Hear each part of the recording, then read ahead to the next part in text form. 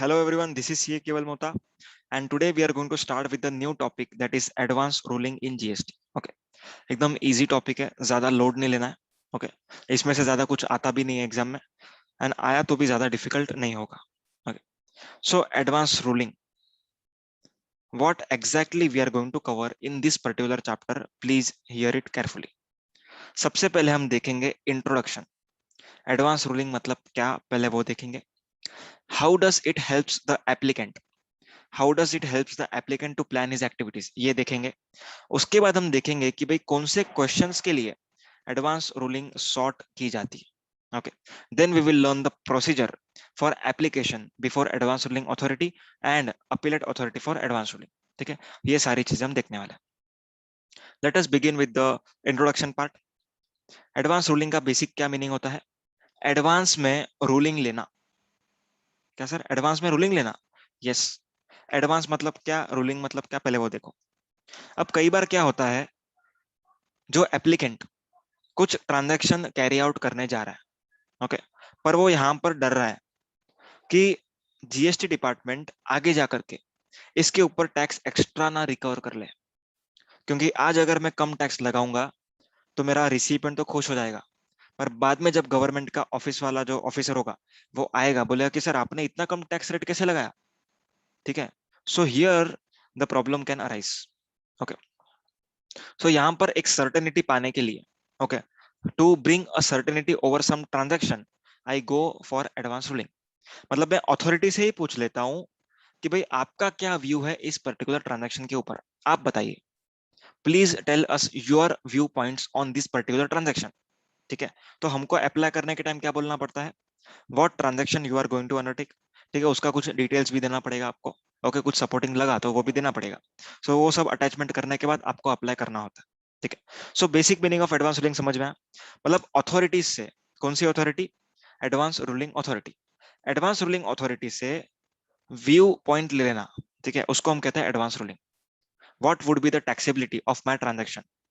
ठीक है, मेरे को अगर कुछ ट्रांजैक्शन करना है तो मेरे को कुछ चीज नहीं समझ रही है, I will go for advance ruling. Now question arises, हमें एडवांस रूलिंग के लिए कब जाना है? What would be the appropriate time to go for advance ruling? Answer is, you cannot go for advanced ruling if you have already completed your supply. आपने अगर आपका supply खत्म कर दिया, that is supply of goods transaction is completed, supply of service transaction is completed, you cannot go for advance ruling. Okay, so advance ruling can only be undertaken, that is taken when the transaction is on the way, that is transaction is being undertaken or it is proposed to be undertaken. मतलब करने से पहले या तो करने के time पर, करने के बाद नहीं. अगर ट्रांजैक्शन हो गया, then the essence of this particular word advance would be vanished. तो यहां पर आपको एडवांस मतलब ट्रांजैक्शन खत्म होने के पहले आपको अप्लाई करना पड़ेगा. Is that clear? ओके, अब यहां पर जो एडवांस रूलिंग अथॉरिटी है वो जो प्रोनाउंस करेगी ruling, that particular ruling would be applicable to whom. वो किसको अप्लाई करेंगे? आंसर इज, जिस इंसान ने वो रूलिंग के लिए अप्लाई किया था, that is called as applicant. Applicant would be the person to whom this particular ruling would be applied. Okay, ऐसा नहीं बोलेंगे कि भाई एप्लीकेंट जैसा ही ये टैक्स पेयर है, चलो इसको भी एडवांस रूलिंग एप्लीकेबल नहीं. एडवांस रूलिंग सिर्फ उसी को एप्लीकेबल होगी जो वो एडवांस रूलिंग के लिए जाएगा. समझ में आई बात? Along with that concern officer, okay, jurisdictional officer, okay, इन लोगों को वो पर्टिकुलर रूलिंग एप्लीकेबल हो जाएगी. समझ में आई बात? ओके, अब यहाँ पर एडवांस रूलिंग अथॉरिटीज लोग लेते क्यों है? Let us take one example and try to understand. Okay, अब ध्यान से सुनना. एक इंडस्ट्री है, raincoat and umbrella manufacturing industry. Raincoat and, एक काम करता हूँ व्हाइट बोर्ड पे लिखता हूँ,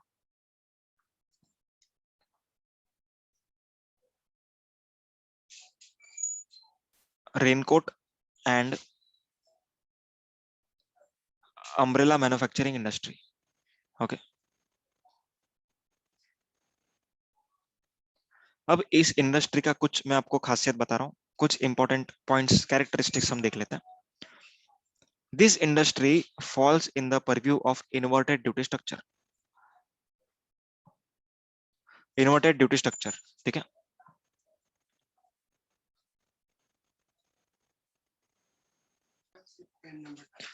okay, so advance ruling authority की हम यहाँ पर इंट्रोडक्शन ले रहे हैं।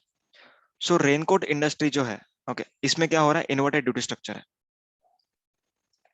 ओके, इन्वर्टेड ड्यूटी स्ट्रक्चर मतलब जो भी ये लोग परचेस करते हैं वो हाई रेट पे परचेस कर रहे हैं। ओके, हाई रेट पे मतलब 12% और 18%। ओके, एंड यहाँ पर उनका जो आउटपुट है, ठीक है, ये इनपुट की बात की मैंने, अब बात कर रहे हैं हम आउटपुट की। आउटपुट का जो रेट होगा वो इनके इंडस्ट्री में है 5%। इनके इंडस्ट्री का आउटपुट का रेट क्या है, 5%। क्लियर है? अब ध्यान से सुनना, ये जो चीज मैन्युफैक्चर कर रहे हैं, इनका जो रॉ मटेरियल है, that includes purchase of coal. That includes purchase of coal. Coal मतलब कोयला। ओके, तो ये जो कोयला परचेस हो रहा है, इसके ऊपर जीएसटी सेस लगता है। क्या लगता है? GST cess. ओके, अब इन्वर्टेड ड्यूटी स्ट्रक्चर की हम अगर बात करें तो यहां पर अपने को रिफंड मिलता है for unutilised input tax credit. याद आ रहा है क्या? कौन से सेक्शन में लिखा है? Section number 54 subsection 3। Okay, clause 2 जो क्या कहता है, अगर आपका इन्वर्टेड ड्यूटी स्ट्रक्चर है तो आपको हम रिफंड देंगे। समझ में आई बात? अब यहाँ पर जो मैंने कहा आपको, परचेस, जब हम परचेस कर रहे हैं तब सेस लगता है। सेस का रेट बहुत हाई है, मेरे को रेट नहीं मालूम, सपोजिंगली से 28 to 40% के बीच में होता है। ओके, तो यहाँ पर सेस जो लगने वाला है, क्या इसका रिफंड मिलेगा या क्या ये मेरा ब्लॉक क्रेडिट बन जाएगा? इसके ऊपर कुछ क्वेश्चंस उठ रहे हैं। ओके, अब असेसी का क्या व्यू है एंड इस ट्रांजैक्शन का क्या टैक्सेबिलिटी है, एक बार समझ लेते हैं। इनका जो आउटपुट है ना, आउटपुट, इसके ऊपर 5% जीएसटी है। There is no GST compensation cess. I hope it is clear. इनके आउटवर्ड पे कोई सेस नहीं है, पर इनके परचेस पर सेस है। ओके, अब यहाँ पर आपने जब सेक्शन नंबर 54 सबसेक्शन 3 पढ़ा था, तब एक चीज आपने ध्यान दी होगी। क्या लिखा था वहां पर? इन्वर्टेड ड्यूटी रेट होना चाहिए। ओके, इन्वर्टेड ड्यूटी स्ट्रक्चर होना चाहिए, but your output should not be exempt और 0% टैक्स रेट। ठीक है, मतलब नील रेटेड या तो फिर एग्जेम्प्ट नहीं होना चाहिए। अगर आपका आउटपुट नील रेटेड है या तो फिर एग्जेम्प्ट है एंड आपके परचेस के ऊपर 18% या वॉट एवर टैक्स रेट लग के आ रहा है, then you cannot claim refund under unutilised ITC. ये हमने देखा हुआ है। ओके, अब यहाँ पर क्वेश्चन क्या अराइज हुआ कि मेरे आउटपुट पर तो टैक्स रेट है 5%, पर मेरे आउटपुट पे जीएसटी कॉम्पेंसेशन सेस का रेट 0 है। जीएसटी कॉम्पेंसेशन सेस का रेट 0 है। एक सेकंड, स्क्रीन हैंग हो गया।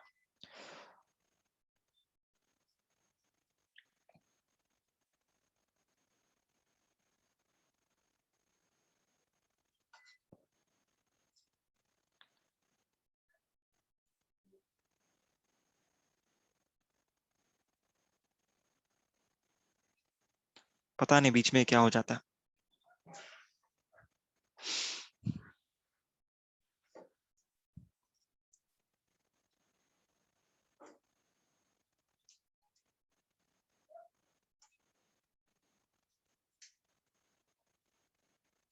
ओके, तो जीएसटी कॉम्पेंसेशन सेस जो है वो मेरे आउटपुट पर 0% है।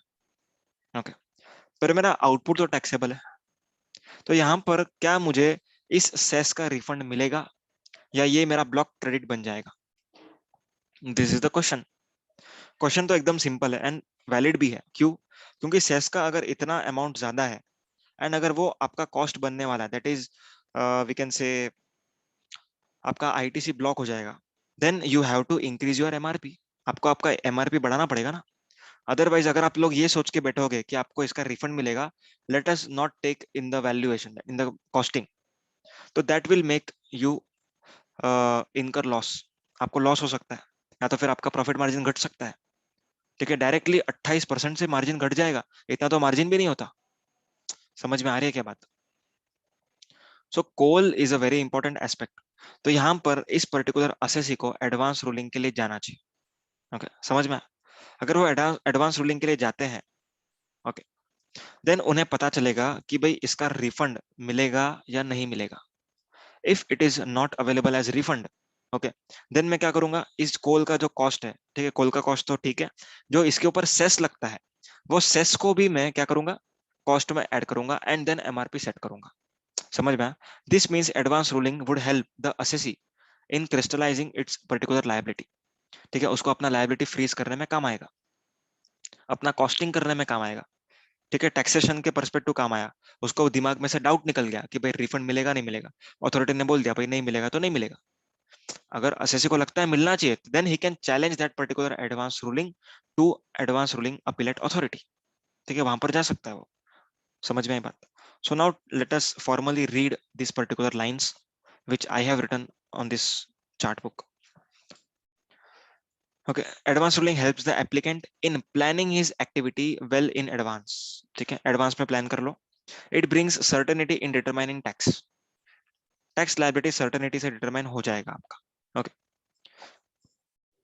अब जो एडवांस रूलिंग प्रोनाउंस हुई है, वर्डिंग्स पे ध्यान दो. एडवांस रूलिंग प्रोनाउंस हुई है. प्रोनाउंस, इस वर्ड को नोट करो, आप लोग को एग्जाम में भी यही वर्ड्स यूज करने हैं. ठीक है, प्रोनाउंस किया, एडवांस रूलिंग अथॉरिटी ने जो भी प्रोनाउंस किया ruling, that ruling is applicable on applicant and government authorities. Meaning thereby, जिस भी इंसान ने अप्लाई किया बस उसी को ही लगेगा. एंड दैट पर्टिकुलर एप्लीकेंट का जो जुरिस्डिक्शन ऑफिसर होगा या तो कंसर्न्ड ऑफिसर होगा, उसके ऊपर ही बाइंडिंग होगा.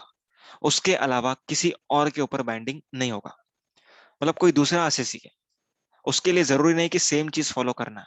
Okay, however we can understand the view point of the government with any advance ruling. Okay, मतलब अगर समझो मिस्टर ए को एडवांस रूलिंग मिला, तो उसमें क्या लीगल प्रोविजंस गवर्नमेंट कोट कर रहा है, एडवांस रूलिंग अथॉरिटी क्या प्रोविजंस कोट कर रहा है, अपने को समझ में आता है. We will get to know the stand taken by department, ये हमको समझ में आता है. And one more important point, 95% of advance ruling are in the favour of department. ठीक है, मतलब डिपार्टमेंट का ही जो हिस्सा है वही एडवांस रूलिंग अगर पास कर रहा है, तो इट इज बट ऑब्वियस कि मेजॉरिटी ऑफ द केसेस में advance rulings are in the favour of department. Okay, next, it avoids long drawn procedure that is litigation. ठीक है, जाने दो, ये self explanatory line. Advance ruling can be taken in relation to supply of goods और supply of services being undertaken और proposed to be undertaken. मतलब ऐसे transactions which are being undertaken, मतलब जो करने ही जा रहे हैं हम, या तो फिर प्रपोज्ड टू बी अंडरटेकन, हमने बोला है कि हम ये ट्रांजैक्शन करेंगे, या तो फिर ऐसे ट्रांजैक्शन जो करने के लिए स्टार्ट होने वाले हैं. ओके, समझ में ये बात? इन सिंपल वर्ड्स, अगर आपका ट्रांजैक्शन खत्म हो चुका, you have supplied goods, you have supplied services, then you cannot go for advance ruling. ठीक है, the phrase being undertaken is a present continuous tense which refers to supply which is underway. underway मतलब जो ऐसा supply है जो on the वे है, होने ही जा रहा है. ठीक है, कॉन्ट्रैक्ट बन चुका है, ठीक है, बस काम चालू करना ही बाकी, काम ही चालू करने जा रहे हैं हम लोग, हम एडवांस रूलिंग ले सकते हैं, क्योंकि काम खत्म नहीं हुआ है. चालू होना इज नॉट द क्राइटेरिया, काम खत्म नहीं होना चाहिए, that is more important. Okay, transaction should be propose to be undertaken और it should be on the way, that is being undertaken, चालू होना चाहिए वो. ठीक है, खत्म होने से पहले आपको लेना है एडवांस रूलिंग. ठीक है, चलो आगे बढ़ते हैं. Now we are going to check out the questions on which advance ruling can be sought. हर चीज के लिए आप अथॉरिटी के पास नहीं जा सकते कि भाई मुझे ये भी बताओ, मुझे ये भी बताओ, मुझे ये भी बताओ, ऐसा नहीं. Okay, there are specific questions, there are specific questions on which advanced ruling authority can admit your application. आपको यहाँ पर क्या करना होता है, सबसे पहले आपको एप्लीकेशन देना पड़ेगा. किसको? एप्लीकेंट को, जिसको रूलिंग चाहिए. वो अप्लाई करने के बाद उसको एडमिट करेगी या तो फिर रिजेक्ट करेगी अथॉरिटी. ठीक है, एडवांस रूलिंग अथॉरिटी. तो यहाँ पर क्वेश्चन इज वेरी इंपॉर्टेंट. आपने जो पूछा है वो अगर 97(2) के तहत है, then and only then your application would be admitted, otherwise the application would be rejected. Clear? So let us now understand what are the questions on which advanced ruling authority can be advanced ruling can be sought. First one, classification of goods or services. If I am unable to classify whether my activity falls in the purview of goods or in the purview of services, then I can go for advanced ruling. Okay. Now let us understand why it is important to classify an activity as goods or services. You know that time of supply का provisions is different for section number 12 and 13. That is for goods and services, दो अलग sections है. Place of supply for goods is section 10, 11, whereas for service it is section 12 and 13. समझ में आ रही है बात? So classification plays very important role to determine time of supply, place of supply, rate of tax, and many other things. Okay. So if I am unable to classify my activity, then I can go for advanced ruling. Next is applicability of a notification issued under provisions of CGST Act. अगर कोई notification issue हुआ है, okay, वो मुझे applicable है, मुझ पर applicable है या नहीं, इसका मुझे अगर आंसर जानना है, I can go for advance ruling. Advance ruling authority मुझे बताएगी कि सर ये नोटिफिकेशन आपके ऊपर एप्लीकेबल है या नहीं है, whatever the case may be. Clear?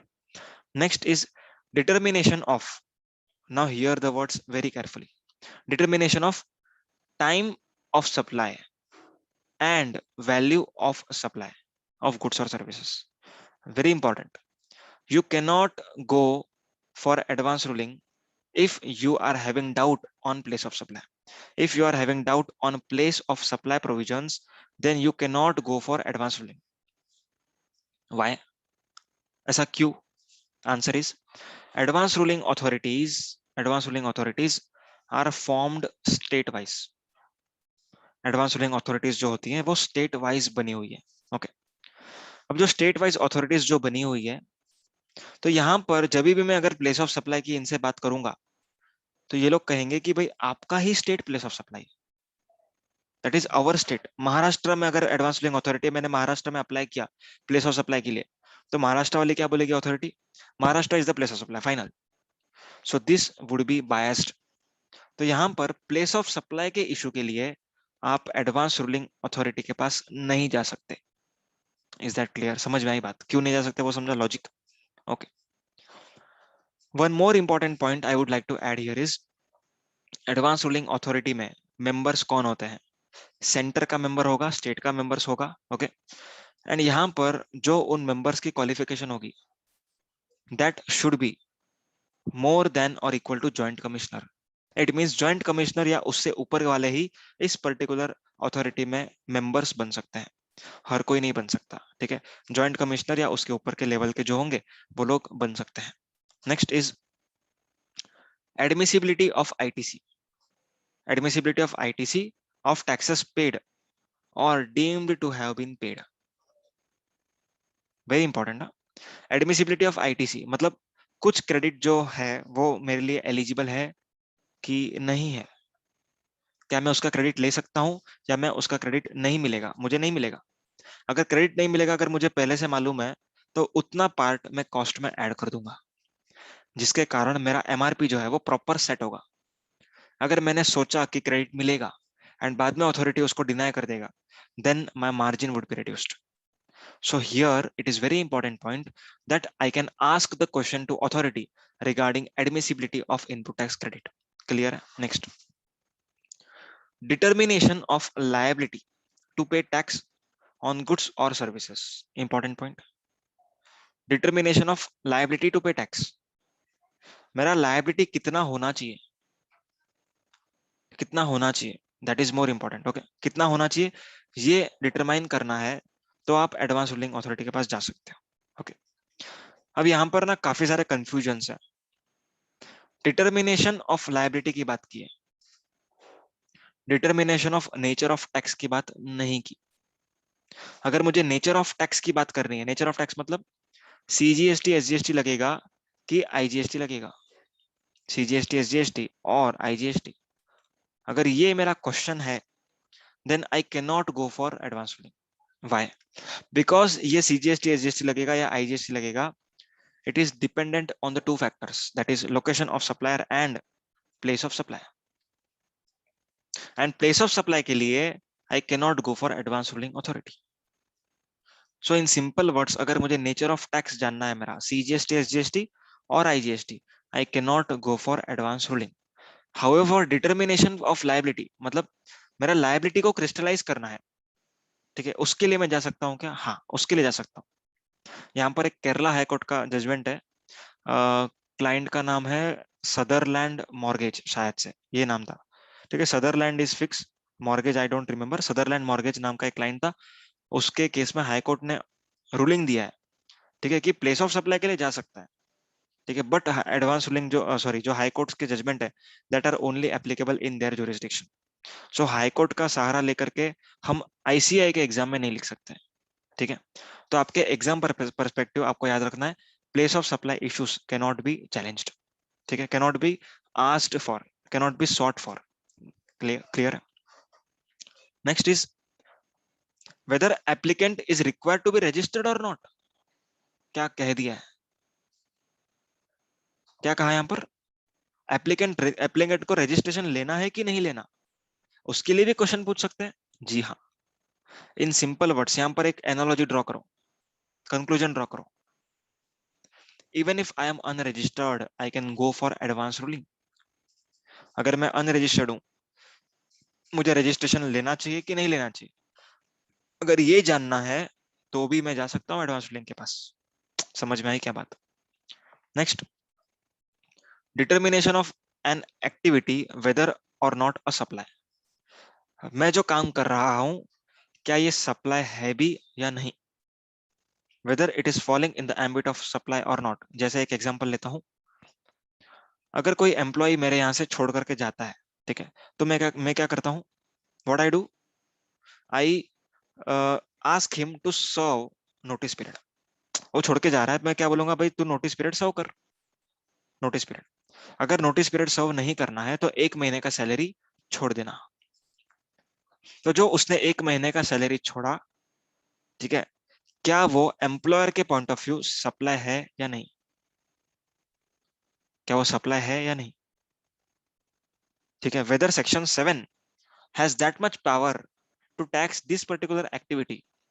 Okay, यहाँ पर कुछ मिला नहीं है मुझे, बट मुझे कुछ देना नहीं पड़ा, क्या इसको हम सप्लाई बोलेंगे, ठीक है। जो शेड्यूल 2 कहता है कि agreeing to refrain from an act, or we can say tolerating non performance is a supply of service, ठीक है। क्या कहा मैंने? टॉलरेंस ऑफ नॉन परफॉर्मेंस, ठीक है। एम्प्लॉय ने नोटिस पीरियड सर्व नहीं किया, it means I have tolerated his non performance, उसके लिए मुझे जो भी पैसा मिल रहा है या बेनिफिट हो रहा है, okay, that is called as supply of service, ऐसा कहा शेड्यूल 2 ने। पर क्या ये सप्लाई है या नहीं, वो तो मुझे सेक्शन 7 कहेगा ना, शेड्यूल 2 नहीं करेगा। सेक्शन 7(1) कहेगा, सेक्शन 7(1) ए बी, ठीक है, ए बी सी जो भी है उस तरीके से। Schedule has no power to determine whether an activity is a supply और not, it has only the power to regard an activity as goods और सर्विस, ठीक है। तो इसके लिए एडवांस रूलिंग लिया जा सकता है, ठीक है। ये तो एक एग्जांपल था, ऐसे कई सारे इश्यूज है। Next, let us learn the procedure.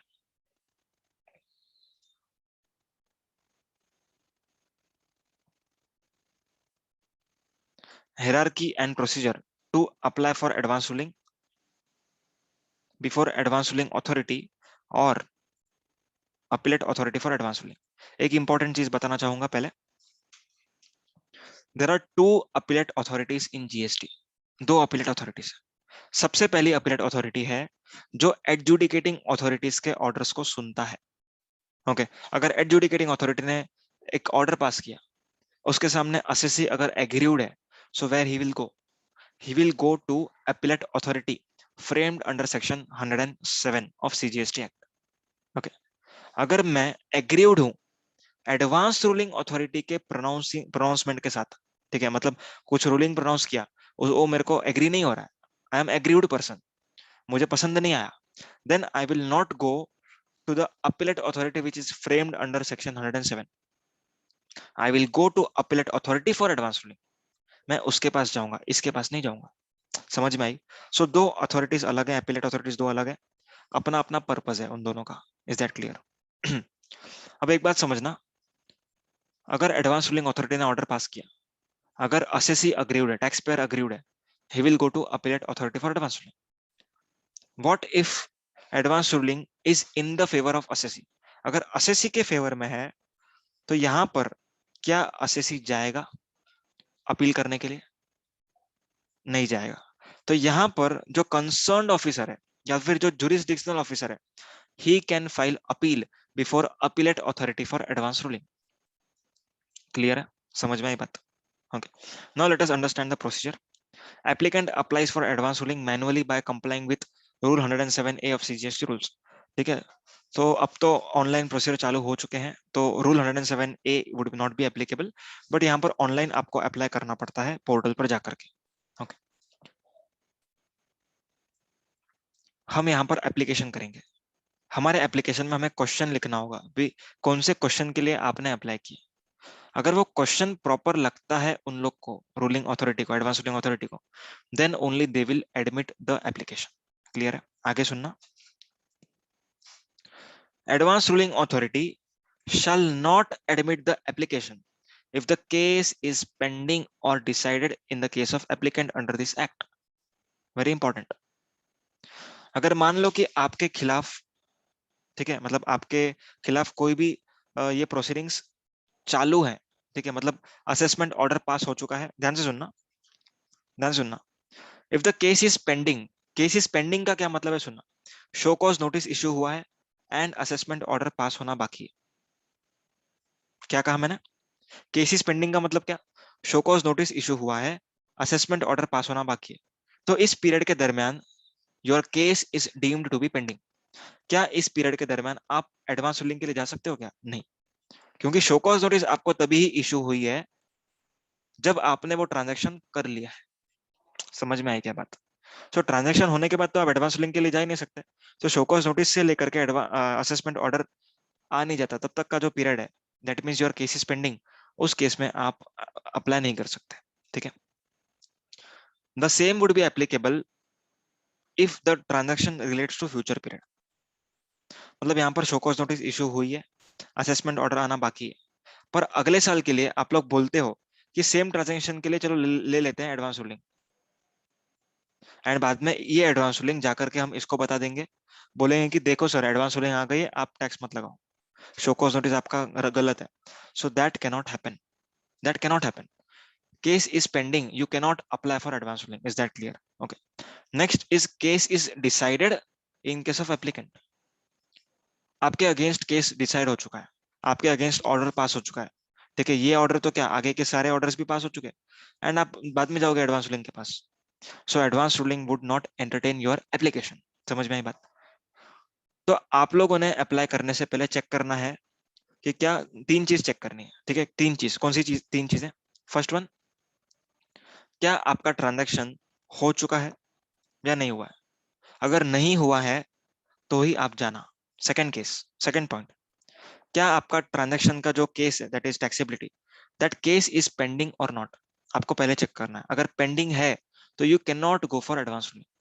Third point क्या चेक करना है? केस पेंडिंग नहीं है, पर केस क्या सुना दिया है, मतलब फाइनल केस डिसाइड हो चुका है। अगर डिसाइड हो चुका है then also you cannot go. समझ में आई बात? तो एडवांस रूलिंग के पास जाने से पहले आपको ये सब चीजें ध्यान रखनी है। Now question in your mind would arise that authority को कैसे समझेगा कि केस पेंडिंग है कि डिसाइडेड?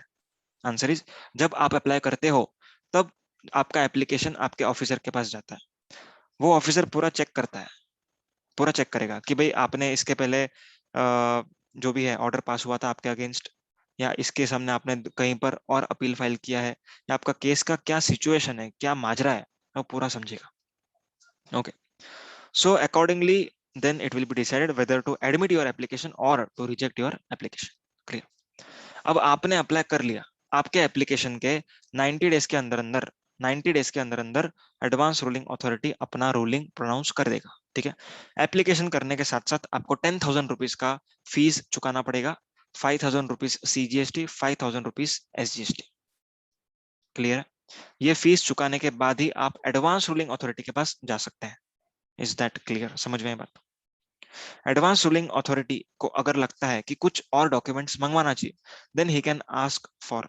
ओके, ये आपसे मंगवा सकते हैं। नेक्स्ट, अभी यहाँ पर एक चीज समझना, एडवांस रूलिंग अथॉरिटी ने समझो कि केस पूरा पढ़ लिया, डिसाइड कर लिया एंड रूलिंग पास कर रही है, तो जो रूलिंग पास कर रही है वो that has to be given to that particular applicant, okay, that particular applicant, concern officer और jurisdiction officer and jurisdiction officer, ठीक है, इन लोगों को देना पड़ेगा। जो भी रूलिंग होगा वो इन लोगों को देना पड़ेगा, क्योंकि इन लोग पर बाइंडिंग होने वाला है। समझ में बात? अब इन लोग को ऑर्डर मिल गया, ठीक है, ऑर्डर मतलब एडवांस रूलिंग अथॉरिटी का ऑर्डर मिल गया, ओके। अब यहाँ पर इनमें से कोई तो एक जन नाराज होगा, ध्यान से सुनना, कोई तो एक जन नाराज होगा। मतलब अगर एसएससी के फेवर में है, एसएससी के फेवर में है, तो डिपार्टमेंट का जो ऑफिसर है, कंसर्न ऑफिसर, ये नाराज होगा। अगर एसएससी के अगेंस्ट है, तो कंसर्न एसएससी के अगेंस्ट है तो एसएससी वुड बी नाराज, ओके। तो जो लोग नाराज हैं वो लोग कर सकते हैं अपील। अपील किसके पास करेंगे? सेक्शन 107 वाली अपीलेट अथॉरिटी के पास कि ये सेक्शन वाली अपीलेट अथॉरिटी के पास? आंसर इज ये सेक्शन वाली, that is section number 100। Section 100 की अपीलेट अथॉरिटी के पास आप लोग को अपील फाइल करना है, that is called as appellate authority for advance ruling. आपको अपील कितने दिनों में करना है? Answer is 30 days, 30 days from communication of ad ruling of AR. Normal appellate authority के पास जाने के लिए आपके पास 3 महीने थे, पर एडवांस रूलिंग अपीलेट अथॉरिटी के पास जाने के लिए आपके पास है सिर्फ 30 days. Extension of 30 days is possible. समझ में आया? फीस यहाँ पर डबल है, CGST 10,000 and SGST 10,000, so total 20,000 fees has to be paid, okay. अब जो appellate authority for advance ruling, उसको कितने दिन में अपना रूलिंग प्रोनाउंस करना है? आंसर इज सेम 90 डेज, ठीक है। एआर को भी 90 डेज में देना था रूलिंग, ओके, एआर को भी 90 डेज में देना था। कहां से? डेट ऑफ एप्लीकेशन से। And appellate authority for advance ruling को भी 90 डेज में देना है from the date of application, from the date of appeal received, ठीक है, रिसिप्ट ऑफ अपील्स है, okay. Let us see some important points. AAR shall forward the copy of application to concerned officer, ये अपन ने देख लिया है, okay. ध्यान से सुनना एक बात, अगर AAR को आपका एप्लीकेशन रिजेक्ट करना है, देन वो डायरेक्टली रिजेक्ट नहीं कर सकती, उसको अपॉर्चुनिटी ऑफ बीइंग हर्ड देना पड़ेगा। समझ में आई बात? Okay, next. Copy of advance ruling shall be given to this person, सीख लिया हमने। Advance ruling is applicable only to applicant, concern officer, jurisdiction officer, already बता दिया मैंने, okay. Advance ruling is not applicable if law और facts have been changed, very important. अब आप लोगों ने डीटी में APA सुना है, advance pricing agreement. Advance pricing agreement is only applicable for 5 years and roll back provisions for 4 years, मतलब total 9 years के लिए वो एप्लीकेबल होता है। बट एडवांस रूलिंग जो होती है उसका अप्लाई होने का कोई टाइम लिमिट नहीं, ठीक है, मतलब जिंदगी भर भी अप्लाई हो सकता है, provided provided the law or facts have not been changed. If law or facts have been changed, from that day itself, advance ruling would be stand void ab initio, मतलब इनिशियो मतलब starting से नहीं भले, पर जो दिन से law change हुआ उस दिन से वो void माना जाएगा, मतलब वो खत्म, एडवांस रूलिंग का एप्लीकेबिलिटी खत्म। समझ में आई बात? और अगर आपने कुछ फैक्ट्स छुपा करके सप्रेस करके, ओके, सप्रेस मतलब आप लोग को ट्रांजेक्शन का कुछ डिटेल देना चाहिए था पर आपने दिया नहीं, उसके कारण एडवांस रूलिंग का पूरा व्यू पॉइंट चेंज हो गया। सो इस केस में that would be called as void ab initio। Initio मतलब स्टार्टिंग से, जब से आपने अप्लाई किया तब से लेकर के void है वो। भले पास होने के बाद 1 साल हो गया, 1 साल के बाद मालूम पड़ा कि ये गलत फ्रॉड था, तो पिछला 1 साल से ही वो void माना जाएगा। समझ में आई बात? एंड अगर फैक्ट्स चेंज होते हैं तो जो दिन से फैक्ट चेंज हुआ उस दिन से एप्लीकेबल नहीं माना जाएगा। क्लियर है? अब और एक बात सुनना, पॉइंट नंबर 6 पे मैं आ रहा हूँ डायरेक्टली। पॉइंट नंबर 6 पे, पॉइंट नंबर 6 कौन सा?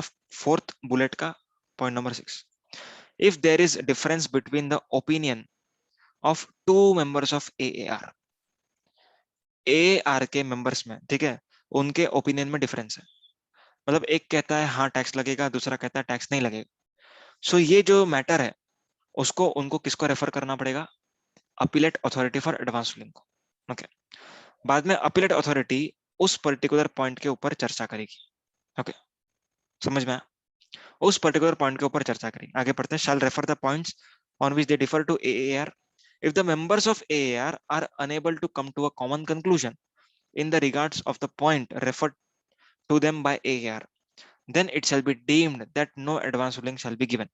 मतलब अगर आपने दैट इज आप एडवांस रूलिंग अथॉरिटी हो, ठीक है, आपके मेंबर्स में जो बोलते हैं ना अंडरस्टैंडिंग वो नहीं हो रही है कि एक जन बोलता है हाँ एक जन बोलता है ना, तो ये लोग जाएंगे ऊपर advance appellate authority for advance ruling के पास। अब ये लोग बोलते हैं कि हम लोग को भी नहीं समझ में आ रहा है, so in this case the advance ruling can not be given, यहाँ पर एडवांस रूलिंग नहीं दी जा सकती। समझ में आई बात? ओके, अब आगे यहाँ पर कुछ इंपॉर्टेंट एस्पेक्ट्स पढ़ लेते हैं स्टार्टिंग से।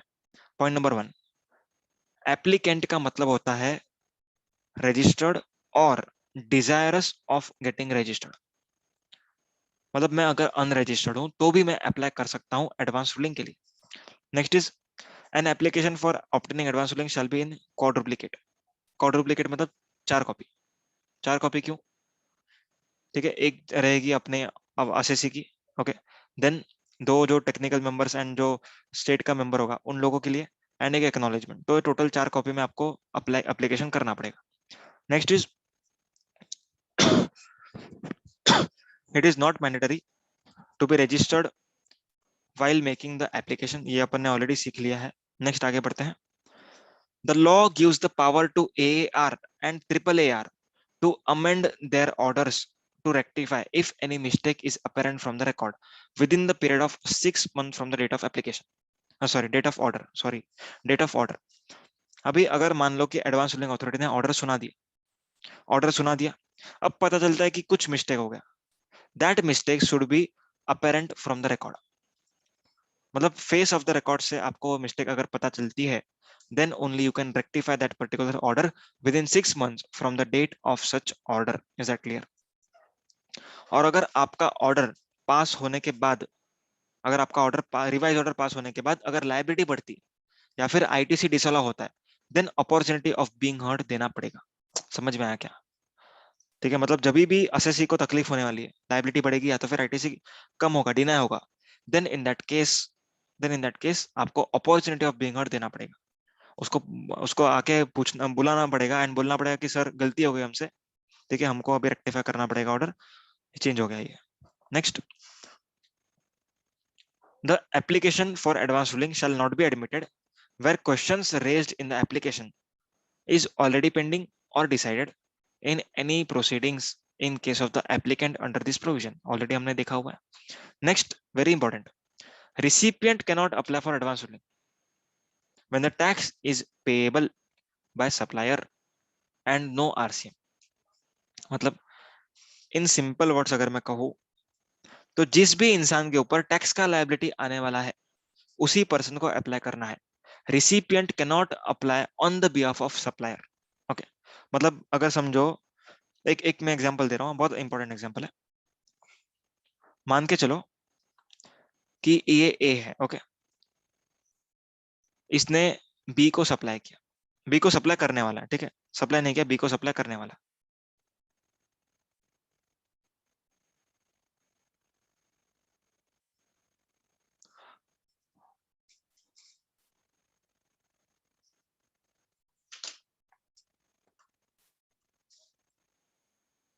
ओके, ये ए है, ये बी को सप्लाई करने वाला है। ओके, जब यहाँ पर जो ए है इसके अगेंस्ट केस चालू है, ठीक है, मतलब दूसरे जगह पर दैट इज कोई एडजुडिकेटिंग अथॉरिटी ने ऑर्डर पास किया, केस चालू है, तो ये ए क्या कहता है, बी एक काम करो ना, आप अप्लाई करो एडवांस रूलिंग के पास, एआर के पास आप जाओ, आप उनसे कहो कि सर ये ट्रांजेक्शन ना मैं ही करने वाला हूँ, प्लीज मुझे एडवांस रूलिंग दे दो।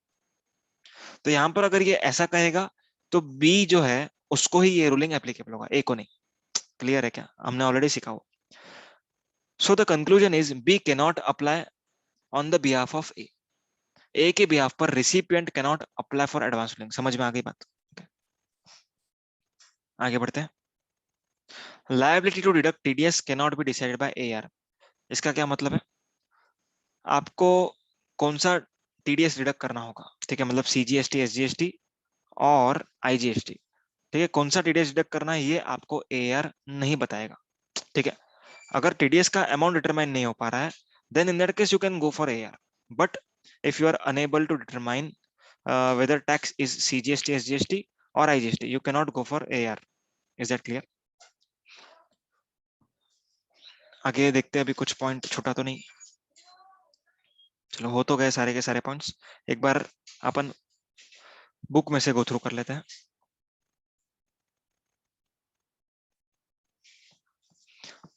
फीस फॉर एप्लीकेशन हो गया है, एप्लीकेशन शैल बी फॉरवर्डेड हो चुका है, एडमिशन और रिजेक्शन ऑफ एप्लीकेशन हो चुका है, स्पीकिंग ऑर्डर मालूम है अपने को, रूलिंग प्रोनाउंस करने का टाइम लिमिट मालूम है, डिफरेंस ऑफ ओपिनियन ये भी मैंने आप लोग को बता दिया, फाइनल ऑर्डर का ये भी अपना डिस्कशन हो चुका है, ठीक है। Time limit to file appeal हो चुका है, ठीक है, सारा कुछ हो चुका है, कुछ भी बाकी नहीं है, ठीक है। सो एडवांस रूलिंग इज 100% कंप्लीट, आप लोग का ये पूरा का पूरा चैप्टर हो चुका है एकदम शॉर्ट स्पैन ऑफ टाइम में। Thank you so much for your patient hearing, stay tuned for further lectures, bye bye.